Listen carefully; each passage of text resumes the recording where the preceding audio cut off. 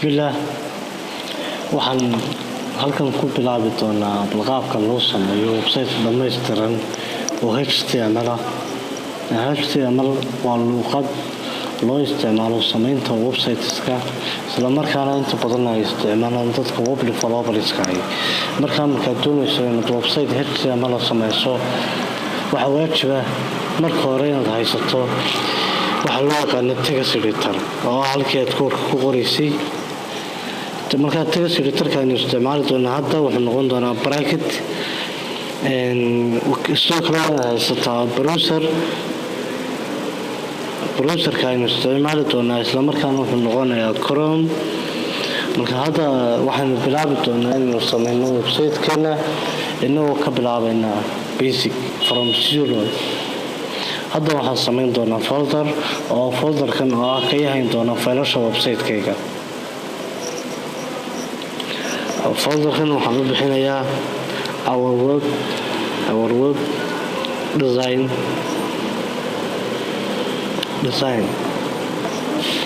okay intaan waxaan u bixiyo hal sawir baan gelin doonaa oo ah kan sawirkan ayaan dhex dhigayaa.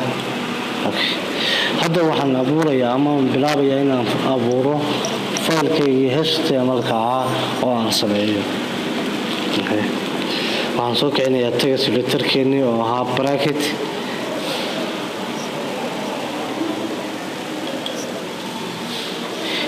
kadib waxaan tegayaa file waxaan odhanayaa new. waxaan intaa wixii ka dambeeya waxaan isku dayayaa inaan save gareeyo inta aanan waxba ku qorin. file baan tegayaa waxaan leeyahay save as.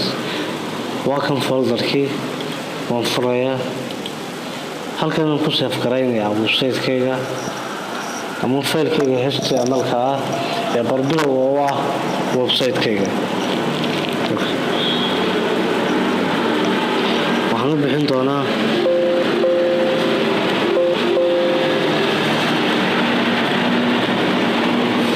waan ku masaxayaa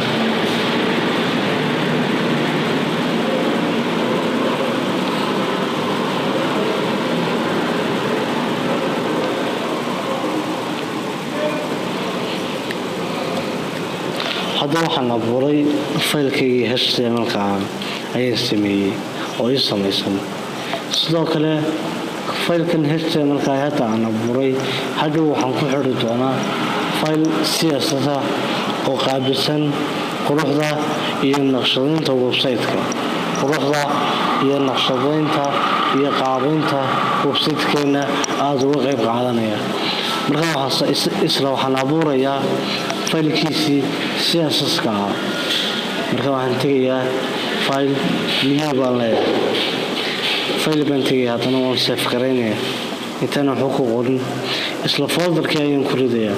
waxaa waajiba faylka HTML-ka ah iyo faylka CSS-ka ah ee aad isticmaalayso iyo dhammaanba waxa uu ka kooban yahay website-kaagu hadday noqoto sawirro hadday noqoto fiidiyoyo inay dhammaantood ku jiraan hal folder si haddii uu kombiyuutarka qof kale kaa qaato aanu faylasha qaar ka mida u dhilid karayn wayna waxaagu hal meel ku wada yaalaan waxa aad isticmaalayso oo dhan. hadda halkan waxaa inoo yaalla faylka HTML-ka ayaan sameynay iyo xabadii sawirka ahayd. hadda waxaan magac u bixinayaa faylkii CSS-ka ahaa. maxaan leeyahay style.css.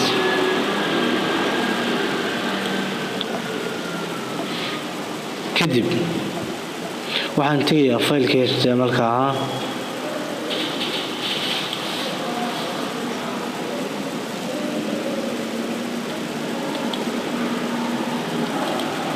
hadda waxaan bilaabayaa inaan bilaabo naqshadaynta iyo qaabaynta website-kayga. waxaan ka bilaabayaa halkan oo ah document type oo noqonaysa inaan ku sheegno waxa uu yahay website-keena.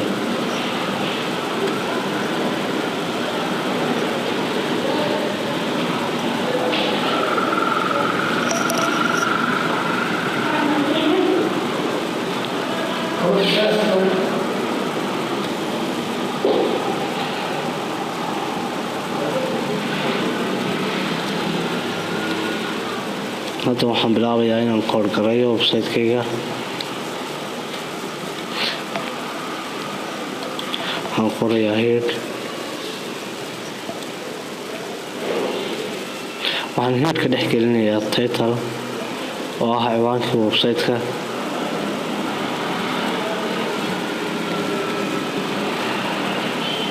halkan dhexda waxaan ku qorayaa ciwaanka website-kayga.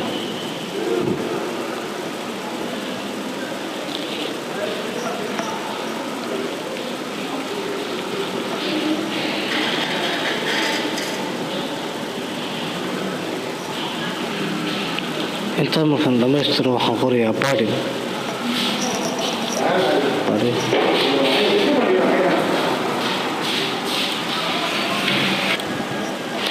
hadda waxaan bilaabayaa inaan design gareeyo qaybtii headerka oo ahayd xagga sare ee website-keena. markaa waxaan qorayaa header ayaan qorayaa. waan soo xidhayaa, hoos baan u dhigayaa. kadib waxaan sii doonaa glass. kalmadana div glass user weeye. intaa markaan sameeyo glasskaasaan kusoo xidhayaa.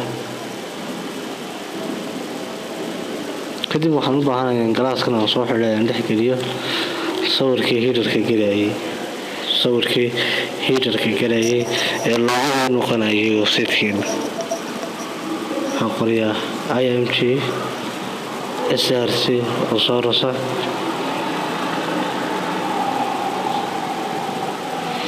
kadib hal sawir baa meesha inoogu jiray, wuxuuna ahaa loogo. kaasaan gelinayaa. waxaan oranayaa alta oo inaga caawin jirtay inuu inoo dhaqaaqo.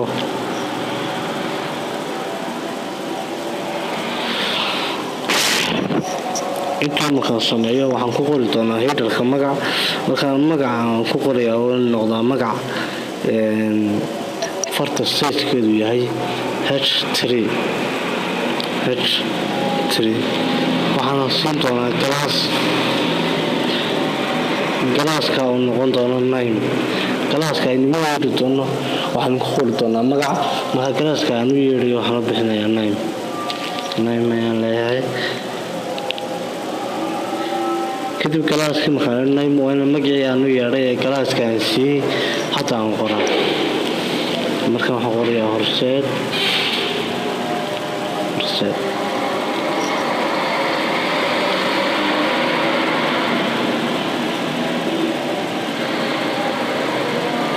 baan qorayaa.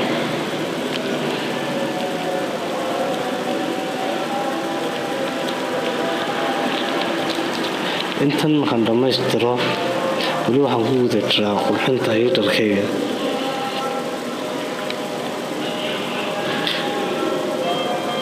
kadib intaa markaan dhammeeyo ee aan dhammaystiro waxaan u yeeri doonaa paragraph ama b. taaga b ayaan u yeerayaa. b ayaan leeyahay. class baan odhanayaa.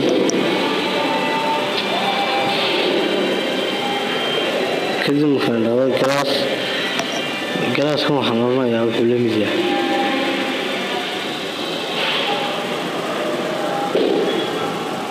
bdan waa paragraph. waxaan leeyahay galaas baan u yeedhayaa.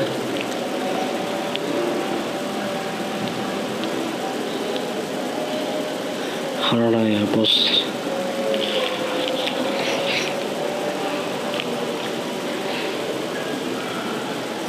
kadib intaa wixii ka dambeeya kan ayaan soo xidhayaa. qoraal baan dhex gelinayaa. qoraal ayaan dhex gashanayaa.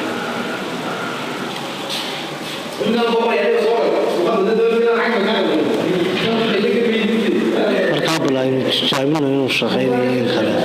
aynu isku dayno inuu tijaabino inuu shaqaynayo iyo in kale.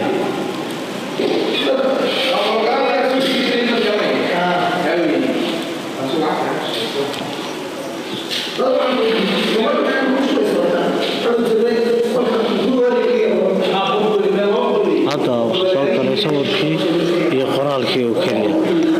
gashaa laakiin wax kale kuma aysan soo biirin intii qoraalkii oo qura ayaa soo galay.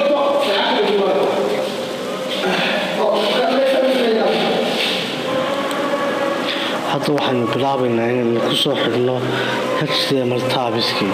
markaan HTML taabiska markaan ku xidhayno waa inaynu samaysanaa faylasha HTML-ka aynu ku xidhi doonno ee halkan inoo soo geli doonta waa inaynu samaynaa.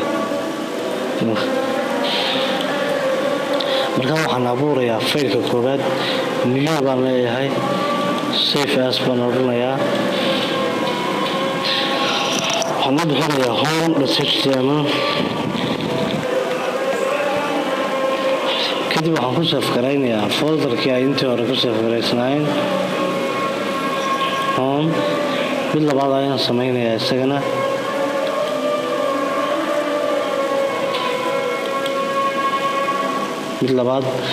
samaysanayaa. hadda waxaan sameeyey home qura, markaa isagana mid labaad aan sameeyo.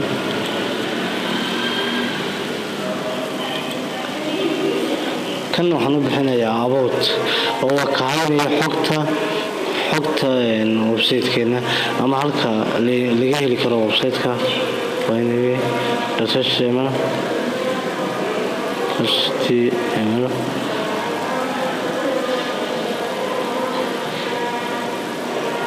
websitekaga wuxuu ku saabsan yahay iyo waxyaabaha uu ka shaqeeyo ayuu kani ku kaydin doonaa.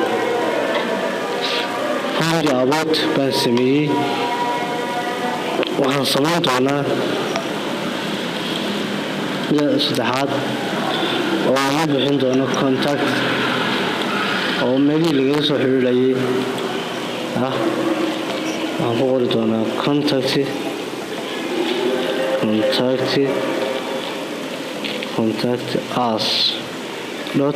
us.html.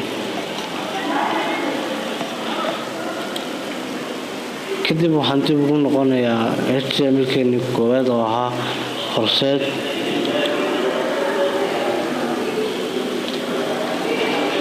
kadib waxaan isku dayay in faylashan HTML-ka aan sameeyey aan ku xidho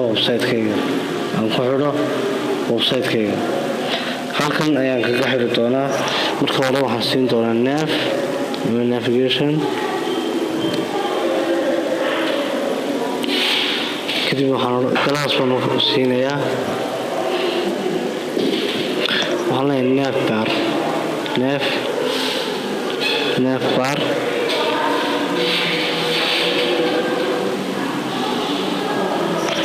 kadibna waan xidhayaa.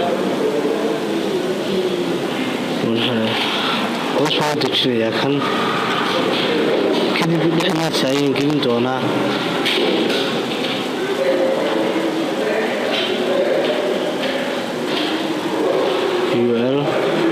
baan gelinaya anoo dhaliis ah. kadibna hoos baan dhigayaa. hadda waxaan isku dayayaa linkii ahaan ugu xidho faylashan HTML-ka ayaan soo sameeyey.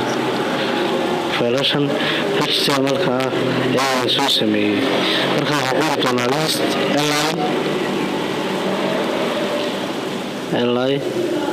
list li.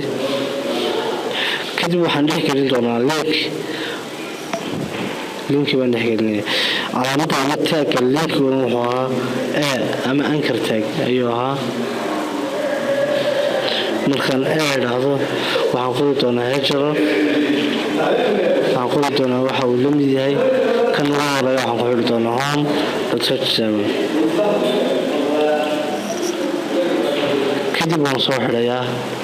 waxaan sheegayaa magaca muuqan doona hadhow. ayaan sheegayaa.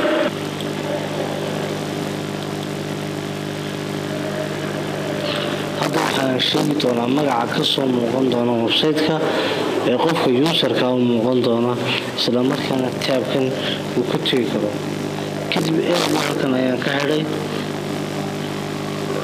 waxaa kaloo aan soo xidhayaa listiga ayaan soo xidhay. marka dhammaantood si isku mid ayaa loo wargelinayaa. intan aan soo koobi garayo. kadib halkaan baas ku idhaahdo. okay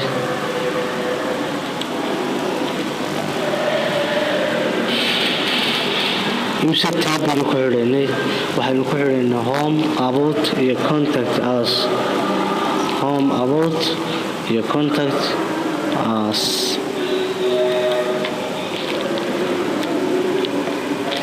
marka kan home ta waan ka masaxayaa meesha kan maxaan ka dhigayaa about ayaan ka dhigayaa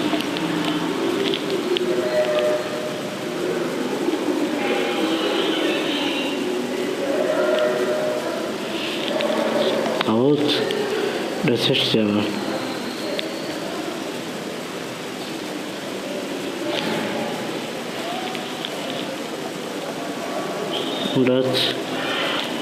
.html kana faylka kale aynu ku xidhaynaa wuxuu noqon doonaa oo isna contact us buu noqonayaa contact us marka kan waxaa soo baxaya about kan waxaa soo bixi doona contact us ayaa muuqan doona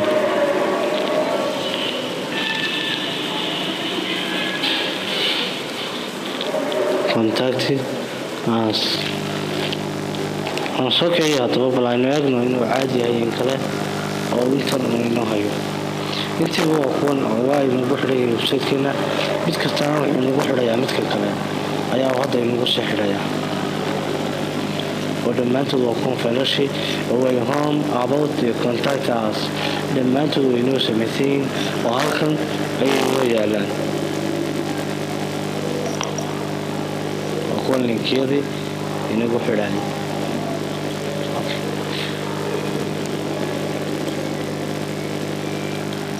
hadda waxaan bilaabayaa inaan isku xidho faylkii CSS-ka ahaa ee style CSS ee ii samaysnaa iyo website-kayga inaan isku xidho ayaan bilaabayaa markaa balleeg iyo qaabka uu noqon doono ayaan isla eegi doonaa markaa marka lagu xidhayo website-kaaga aad ku xidhayso linkiga CSS-ka waxaad tegaysaa halkan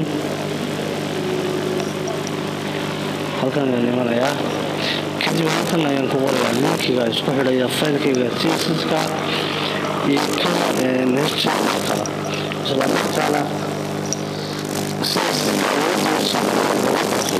marka linki baan qorayaa kadib space baan baxayaa waxaan qorayaa rel oo u dhigan relationship kadib waxaan qorayaa magaca website-kayga magaca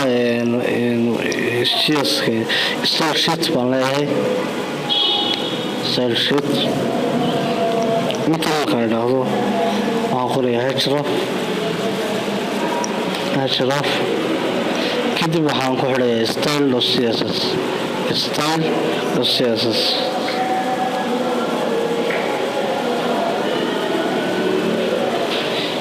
intaasi waa inta ku xidhaysa CSS-keena website-ka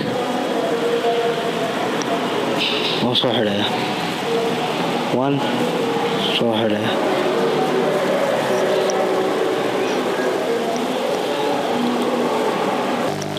kadib hadda waxaan geliyay linkigii isku xidhayay CSS-kayga iyo HTML-kayga ayaan geliyey intaan waxaan dhamaystiray waxaan u gudbi doonaa dhinaca CSS-ka oo isagu si weyn uga qayb qaadan doona qurxinta iyo naqshadaynta website-kayga ama webpage-kayga waxa qurxinaya website-kayga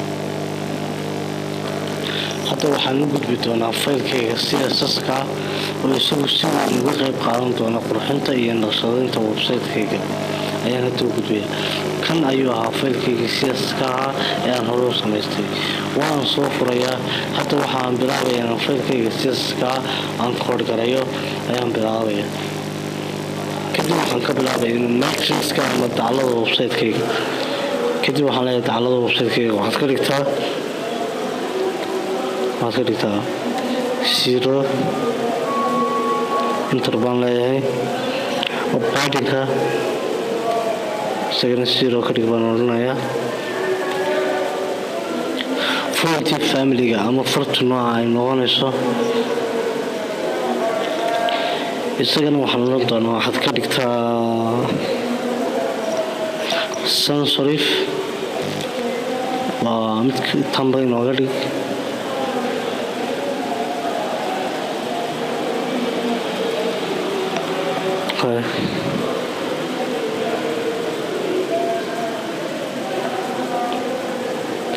inta ayaan leeyahay waxaan leeyahay box sizing-ka ama borderka waxaad ka dhigtaa border box ka dhig box sizing ayaan gelin doonaa box sizing-kiisa waxaan oran doonaa border box ka dhig border box waan soo xidhayaa text decoration-ka ama qurxinta qoraalka waxaan leeyahay nan ka dhig text decoration waxaan leeyahay waxaad ka dhigtaa nan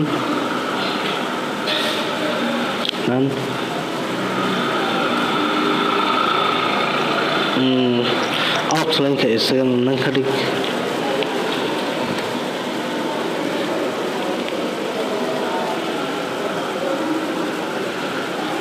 ninka dhig baan leeyahay isagana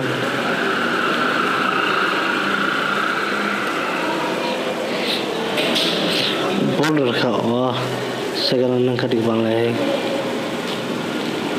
borderku wuxuu ahaa shaybkii isku xidhaya website-ka isagana ninka dhig baan leeyahay inter ayaan leeyahay text transform-ka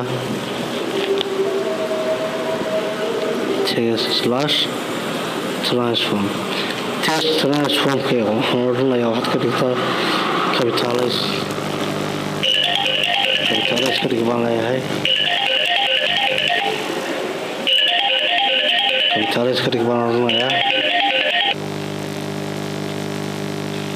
markaan intaa soo dhameeyo waxaan leeyahay oan hadda ku daray wax loo yaqaano transition oo ah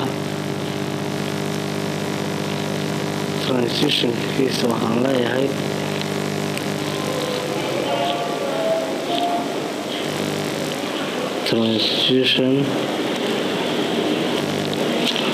transition-kiisa waxaan ka dhigayaa all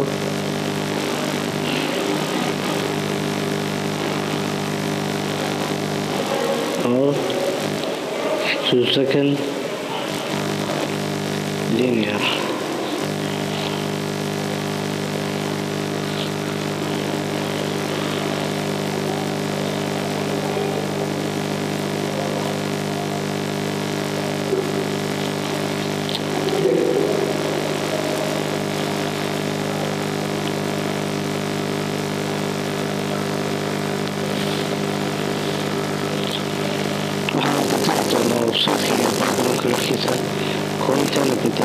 buttons-ka u samayn doonaa selection color waxaan leeyahay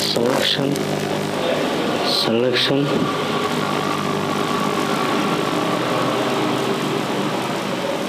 selectionka markaan sameeyo waxaan leeyahay background colorkiisa waxaad ka dhigtaa yellow background colorkiisa waxaad ka dhigtaa yellow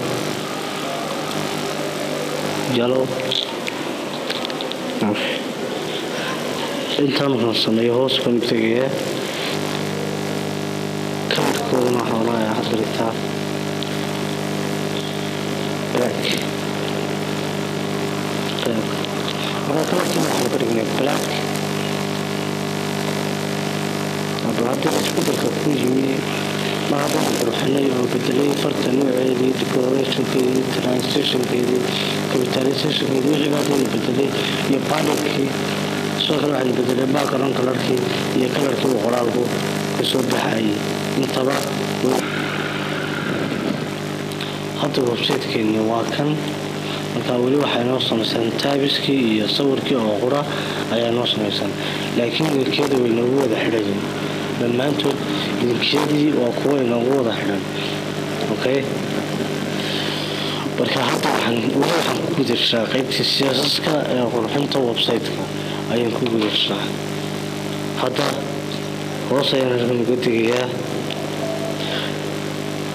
waxaan qorayaa HTML hoos halkan uga tego weliba waxaan qorayaa HTML waxaan furayaa calaamadan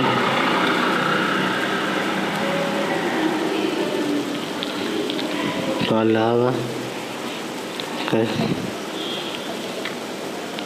waxaan leeyahay font size-kayga ama farta aan qori doono size-keeda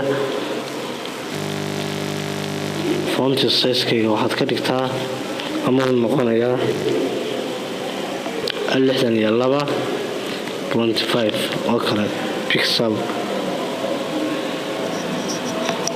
saa ka dhig baan leeyahay waxaan kaloo leeyahay overflow hiding baan ka dhigayaa tan overflow tan hiding ayaan ka dhigayaa intaan markaan soo sameeyo waxaan u guda geli doonaa body oo ah bariga website-ka si aan u bedelo background color-ka website-kayga waxaan qorayaa body waxaan furayaa calaamad taagi waxaan ku qorayaa background color marka background color-kayga waxaan ka dhigi doonaa black ama waxaan u qori doonaa hab kooda ama number ayaan qori doonaa oo noqonaya kan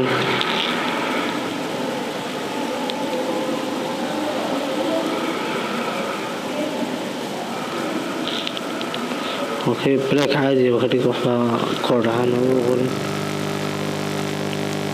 black inaga soo xidh markasta aad kood dhamayso si aad u hubiso waa inaad Ctrl S taabataa oo aad save garaysaa hadda backgroundkiisii waxaan ka dhignay black ayaan ka dhignay backgroundkiisii oo madow ayaan ka dhignay hadda waxaan isku dayayaa in overflowgiisana hiding ka dhigo overflow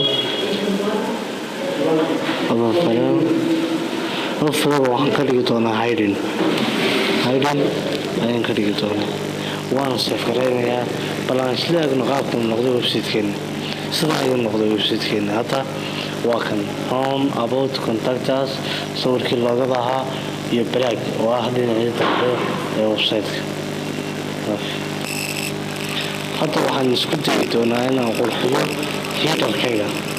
header-ka oo ah qaybta sare ee website-ka inaan stylekiisa wax ka tiro oo aan qurxiyo anigoo dhex jooga CSS-kayga marka waxaan qori doonaa header kadib waxaan furi doonaa calaamadii hoos ayaan u tegayaa halkan aan ka bilaabaya qurxinta marka positionka header-kayga waxaan odhanayaa waxaa la ka dhigtaa fixed go-an ama fixed oo cayiman ka dhig inter baan leeyahay sidoo kale waxaan leeyahay top baa laga dhigayaa xagga sare top waxaan odhanayaa waxaad ka dhigtaa zero ka dhig baan leeyahay zero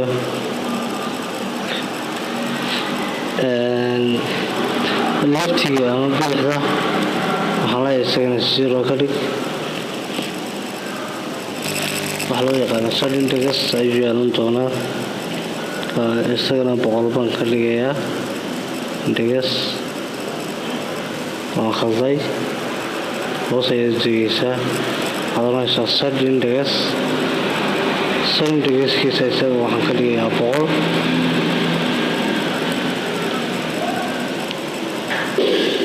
inter ayaan leeyahay haydkiisa ama dherarkiisa isagana waxaan oranayaa 100 ka dhig sidoo kale background colorkiisa background color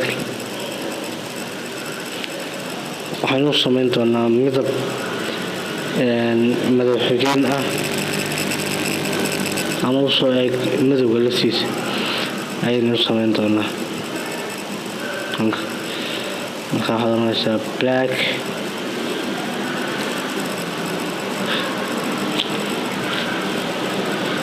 blue black blue black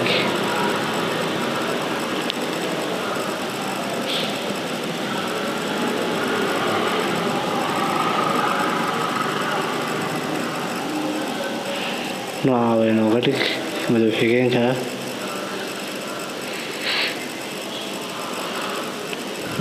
midabka doonto ayaad ka dhigan karaysaa xitaa dadka midab saafi ayaad ka dhigan karaysaa oo brown ayaad ka dhigi karaysaa nooca adigu jeceshahay ka dhigo laakiin anugu kaa ayaan hadda ka dhigay si aan waqti badan inooga lumin disbaleygiisa waxaa laga xad ka dhigtaa velgas ka dhig inter ayaan leeyahay sidoo kale align itemiska qaabka itemiska loo habeynaya align items isagana waxaad ka dhigtaa center dhig marka mid kastoo aad samayso qaabka ayaad u gelisaa justify baynu odhanaynaa oo iyana isla habeyntiina waxaad oran doontaa justify content iyana waxay noqonaysaa center ayay noqonaysaa waxa loo yaqaano velgas video ayaanu samayn doonaa column baynu ka dhiganaa isagana okay waxaan ku sii darayaa oo aan ka tegay headerka text qoraalka inoogu jiro headerka marka waxaan oran doonaa text align isagana waxaad ka dhigtaa center soo xidh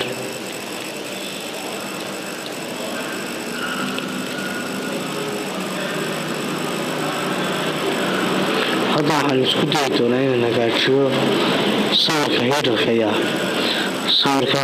headerka ayaa markaa sawirkii headerka ahaa ee halkan iigu jiray muxuu ahaa bal loogaa ku qornayd oo sawirka kanuu ahaa aynu soo gelinay galaaska uu isticmaalayeen user buu ahaa marka markaynu hagaajinayno bal aan eegno qaabkii aynu ugu hagaajin lahayn CSS-ka marka halkan ayaan imanayaa sawirkaygu wuxuu yaalay headerka waxaad qoraysaa header space baan leeyahay galaaskiisu wuxuu ahaa user ayaad qoraysaa img kadibna waxaanu furi doonaa waxaan furayaa taaga ayaan furayaa markaa bal waanigayaa qaabkii loo qurxinayay ee wax looga bedelayay hadda ayaynu wax ka bedeli doonaa marka waxaan leeyahay haydkiisa ama dherarkiisa waxaad iga dhigtaa hayd waxaad ka dhigtaa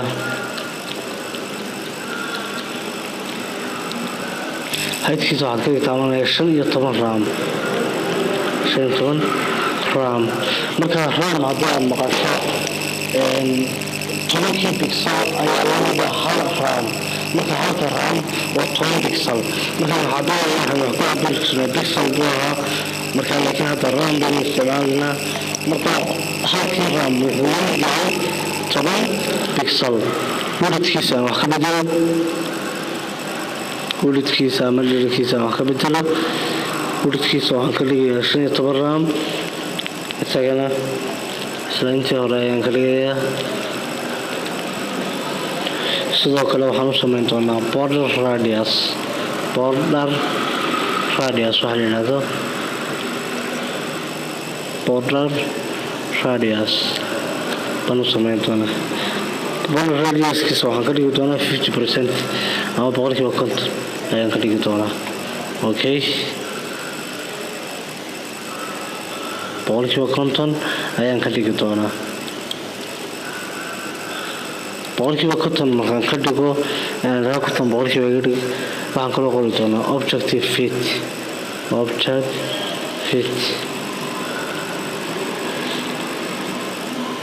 objective sheet iyadana waxaan ka dhigi doonaa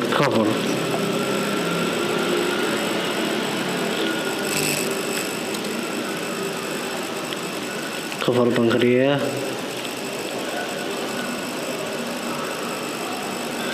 margin bottom baan u sameynaya margin bottom kadib margin bottomkiisa waxaan ka dhigayaa hal ram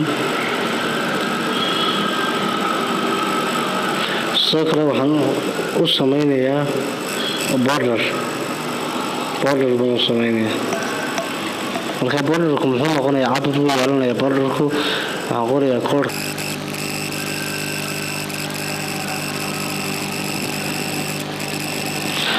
waxaan qorayaa borderkiisa waxaan ka dhigayaa 7 ram kalarkiisa waxaan ka dhigayaa solid waxaan kala odhanayaa yellow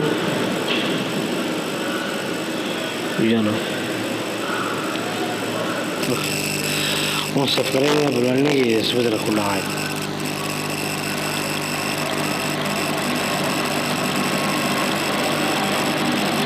waa kan sawirkan inoo geeyey halkan wuxuu inoo geeyey botoniskii lagu xidhayay aynu ku xidhanayno websitekeena sawirkiina waa kan borderkii uu sameeyey kalarkiina uu sameeyey sawirkiina waa kan markaa balaan sii kordhiyo hadda waxaan isku dayay inaan qoraalkan laftiisa aan halkan ku qoray aan wax ka bedelo oo sizekiisu ahaa h3 markaa waxaan tegayaa siyaskaygii halkan ayaan iman doonaa waxaana soo qaadan doonaa header oo waxay ku wada jiraan header kadib waxaan u yeeri doonaa galaaskii uu ku jiray baan u yeerayaa galaasku qoraalkan uu ku jira wuxuu ahaa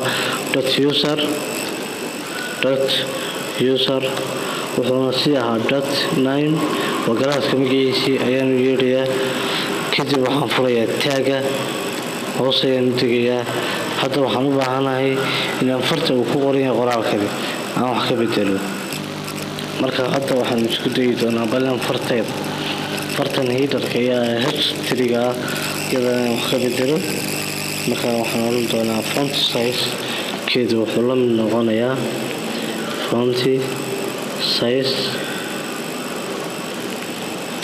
font sizekeedu wuxuu la mid noqonayaa 2.5 ram enter ayaan leeyahay kalarkeeda white ayaan ka dhigayaa color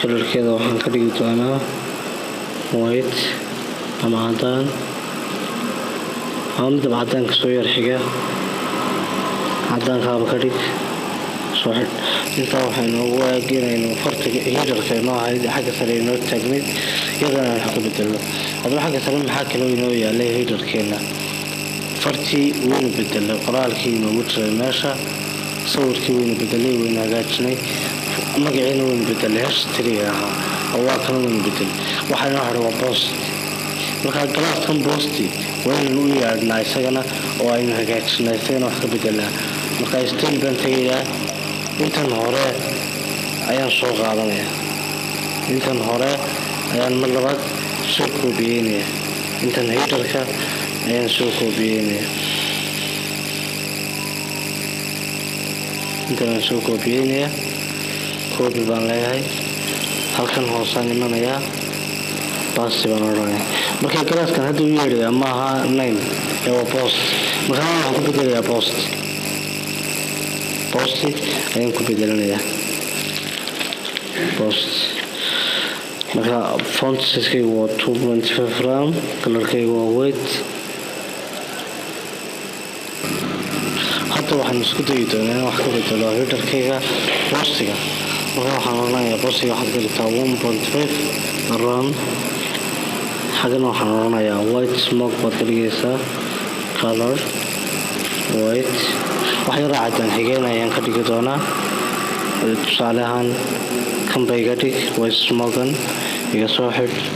waan save garaynayaa afan control s baan taabanayaa. kadibna faylkaygii baan soo eegaya bal waxa isbedelaya ku yimid in wax isbedelay ku yimaadeen in kale.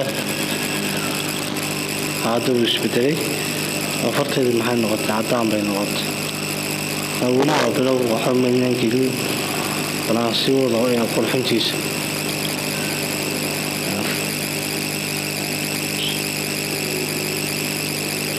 هذا waxaan hagaajinaynaa under list ayaan hagaajinaynaa. intalka ayaan soo koobiyeysanaya. waxaan soo koobiyeysanaya oo kale class name-ka hadda nav barka ayaa soo koobiyeysan. halkaas ayaan ku baast garaynayaa.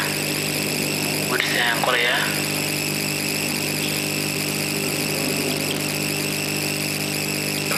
hadda waxaan bilaabayaa inaan hagaajiyo ama qurxiyo waxna ka bedelo another listyada halkan yaala ee loo yaqaano another lists oo kun weeye. kun ayaan doonayaa. marka hore galaaskooda waxaa neef bear galaaskooda ayaan u yeedhayaa. kadibna qurxintooda ayaan samayn doonaa. marka ugu horeysa waxaan u yeedhayaa galaaskii ay ahaayeen. marka waxaan qorayaa header baan qorayaa. header marka qoro space baan leeyahay. galaaskoodii baan u yeedhayaa. galaaskooda wuxuu naaf bear waa naaf bear. waxaa kaloo qorayaa ul oo aan listiga ah. kadib waxaan furayaa calaamadan hoos ayaan degayaa. halkan ayaan ku qorayaa naqshada. waxaan leeyahay widthkiisa waxaad ka dhigtaa 100 widthkiisa waxaad ka dhigtaa 100.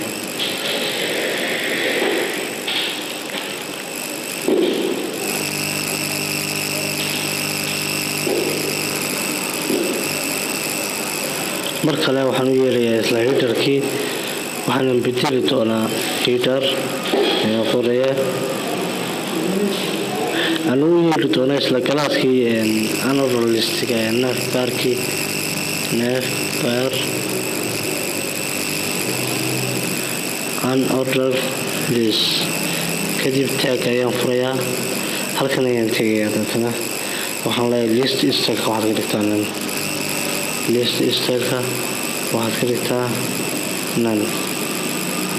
list style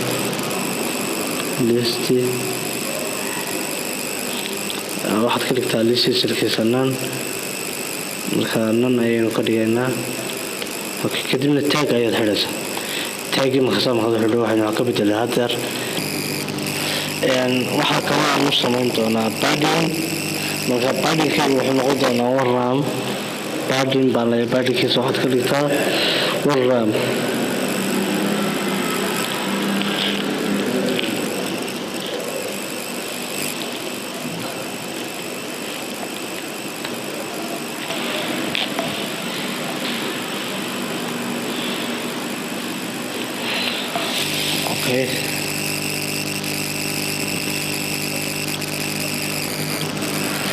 hadda waxaan u yeeri doonaa header. mar labaad waxaan u yeeri doonaa another listigii oo ku xidhnaa nalkugu listiga ahaa ayaan u yeeri doonaa. marka waxaan qorayaa header ayaan qorayaa. kadibna galaaska magaciisii baan qorayaa .nav bar. waxaad kaloo qoraysaa another list. kadibna li oo lista anchor tag iyo calaamadii lagu furay. marka galaaskan ayaan hagaajinayaa. waxaan leeyahay displaygiisa waxaad ka dhigtaa block. display waxaad ka dhigtaa block baan leeyahay. bandkiisa waxaad ka dhigtaa 0.8 ram 0.8 RAM. Marginskiisa waxaad ka dhigtaa 1.5 RAM. Margin 1.5 RAM.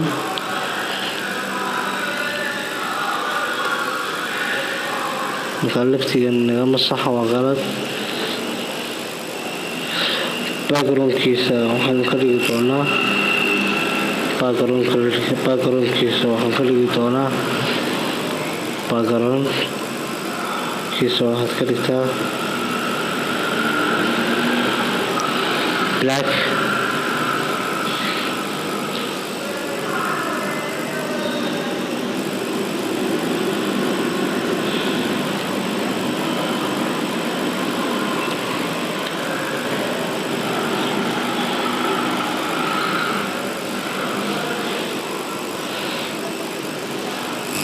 madaxigeen sida brown oo kale blue black oo kale blue yaro dhaaga oo yaro madow ayaan ka dhigi doonaa. midnight bluegaas ayaynu ka dhigan doonaa. inter ayaan leeyahay.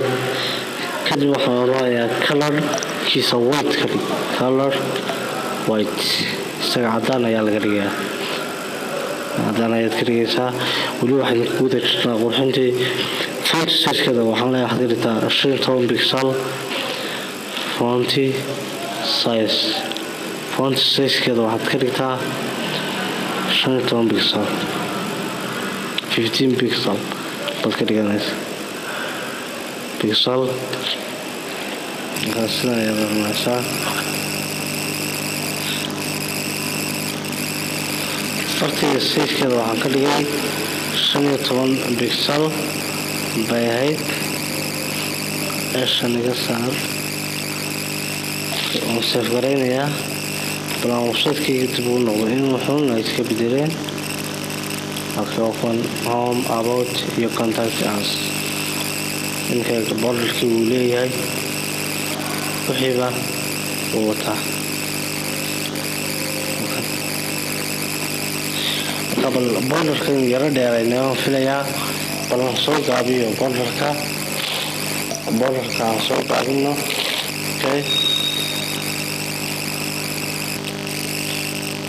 hadda websitekeena waa kan oo uu noo samaysay. intan ayaynu ka gaarsiinay oo samaynay.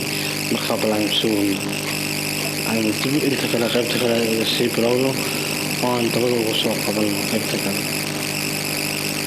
marka fartii sizekeeda waxaanu ka dhignay 15 pixel. waxaa kale inuu samayno wax loo yaqaano border radius.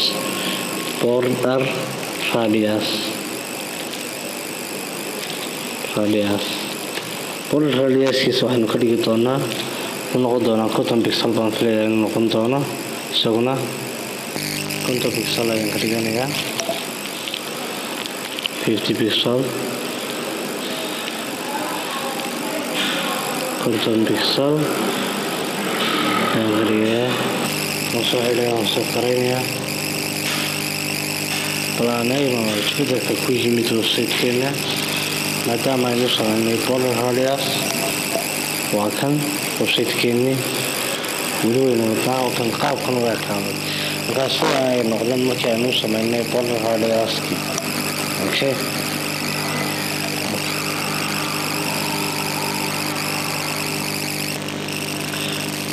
hadda waxaan ku dari doonaa wax loo yaqaano hover. waynu eegi doonaa hoverku waxa uu ka bedelo. markaa linekan ayaan soo qaadaya. qaybtan unroll listiga linkigeeda ayaan hoverka ku dari doonaa. waan soo koobiyeynayaa. halkan ayaan soo dhiganayaa. basti ayaan ku leeyahay halkan. kadib inta aan xidhin ayaan ku qorayaa hover. halkan ayaan imanayaa. waxaan qorayaa hover ayaan qorayaa. kadib hover markaan idhaahdo hoos ayaan tegayaa. taag ayaan xidhayaa. kadib halkan dhexe ayaan ku qorayaa. backgroundkiisa waxaan ka dhigi doonaa root background color baan odhanayaa. markaa waxaan ka dhigi doonaa midab keebaan ka dhigaa talow balaa midabada baadhano aan baadho midabada tusaalahaan kan baa inooga dhig kaaba aynu ka dhigano inter baan leeyahay kadib waxaan odhanayaa kalarkiisa waxaad ka dhigtaa blue color kalarkiisa waxaad ka dhigtaa black madow ka dhig baan leeyahay marka kalarkiisa sare wuxuu ka dhigi doonaa black bal aynu soo eegno haddaba isbedelka ku dhacay websitekeena suu noqday refreshka waa kan aan dul tago imika maaragtaa markaan dul tago hofarka waxa weye kalarkan uu ku siinaya markaad dul tagto taabkii marka taabka markaan dul tago kalar baa soo baxaya kan markaan dul tago kalar buu yeelanaya isbedelka noocan ayaa loo yaqaanaa hofar isbedelka noocaas ayaa la yidhaahdaa hofar marka hofarku wuxuu soo kordhinayaa kalarada okay